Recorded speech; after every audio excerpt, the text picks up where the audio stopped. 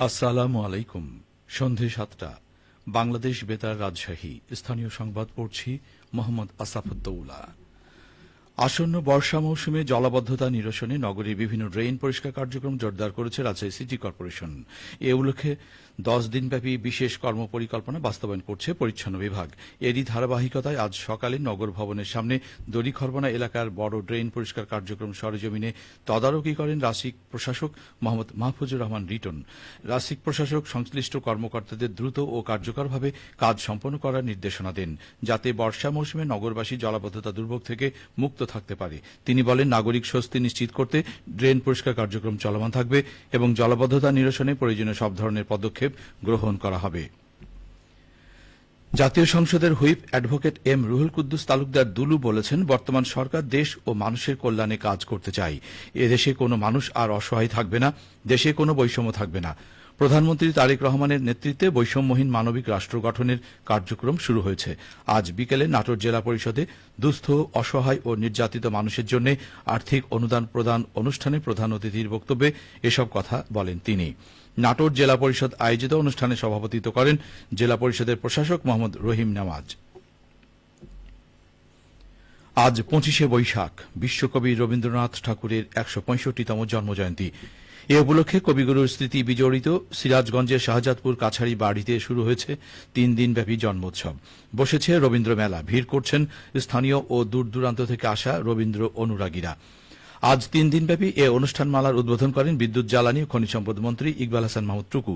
কর্মসূচি অনুযায়ী প্রতিদিনই সকাল থেকে সন্ধে পর্যন্ত কাছারি বাড়ি অডিটোরিয়ামে থাকবে রবীন্দ্রনাথের গান, নাটক, গীতিনাট্য, নৃত্য ও আলোচনা সভা। অনুষ্ঠানে ইকবাল হাসান মাহমুদ টুকু বাংলা সাহিত্যে রবীন্দ্রনাথ ঠাকুরের অবদানের কথা তুলে ধরেন এবং বলেন, এই অনুষ্ঠানের মাধ্যমে নতুন প্রজন্মের মধ্যে ছড়িয়ে যাবে রবীন্দ্রনাথের চেতনা।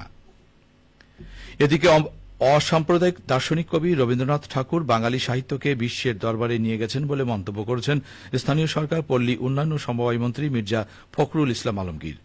আজ সকালে নওগাঁর প্রতিষ্ঠানে বিশ্বকবি রবীন্দ্রনাথ ঠাকুরের 165তম জন্মবার্ষিকী উপলক্ষে আয়োজিত অনুষ্ঠানে প্রধান অতিথির বক্তব্যে তিনি এ মন্তব্য করেন। মন্ত্রী বলেন, সাহিত্যের সর্বক্ষেত্রে বিশ্বকবি রবীন্দ্রনাথের বিচরণ ছিল দৃঢ়। সারা জীবন পড়লেও তাঁর যথাযথ আবিষ্কার করা সম্ভব হবে না। কবিকে অসাম্প্রদায়িক উল্লেখ করে তিনি বলেন যে বিশেষ গোষ্ঠী রবীন্দ্রনাথকে সাম্প্রদায়িক হিসেবে চিহ্নিত করার চেষ্টা করেন, তাদের জ্ঞানের অভাব রয়েছে। কবি ছিলেন একজন দার্শনিক। তিনি এই প্রতিসারী কৃষকদের উন্নয়নে কৃষি ব্যাংকের কার্যক্রম চালু করেছিলেন, উন্নত যান্ত্রিক কৃষি ব্যবস্থা চালু করেছিলেন। কবির এই ধারণাকে ধারণ করে সরকার কৃষি ও কৃষকদের উন্নয়নে কাজ করছে। এর আগে জাতীয় পতাকা উত্তোলন ও বেলুন ফেস্টুন উড়িয়ে কর্মসূচির উদ্বোধন করেন এলজিআরডি মন্ত্রী।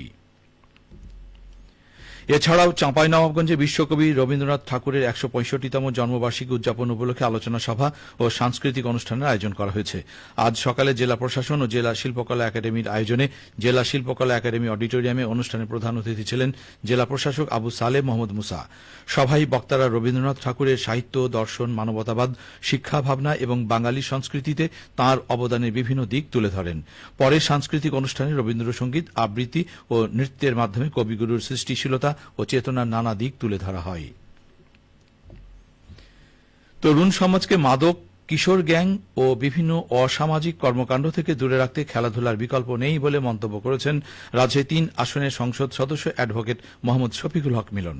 আজ সকালে রাজশাহীর পবা উপজেলার সিন্দুর কুসুম্বি শিয়ালবেড় সরকারি প্রাথমিক বিদ্যালয় মাঠে শহীদ জিয়া স্মৃতি ফুটবল টুর্নামেন্টের উদ্বোধনী অনুষ্ঠানে প্রধান অতিথির বক্তব্যে এসব কথা বলেন তিনি।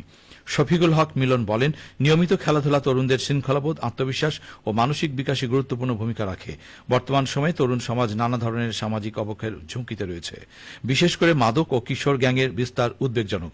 এই পরিস্থিতি থেকে নতুন প্রজন্মকে রক্ষা করতে হলে তাদের খেলাধুলা ও সৃজনশীল কর্মকাণ্ডের সঙ্গে সম্পৃক্ত করতে হবে। সব শেষে আবহাওয়া। আজ রাজশাহীতে সর্বোচ্চ তাপমাত্রা ছিল 34 ডিগ্রি এবং সর্বনিম্ন 21.5 ডিগ্রি সেলসিয়াস। সন্ধে 6টায় বাতাসে আপেক্ষিক আর্দ্রতার পরিমাণ ছিল 60%। রাজশাহী ও পার্শ্ববর্তী এলাকায় আগামীকাল সূর্যোদয় ভোর 5:25। সংবাদ শেষ হল। আমাদের পরবর্তী স্থানীয় সংবাদ প্রচারিত হবে আগামীকাল সকাল 8:10।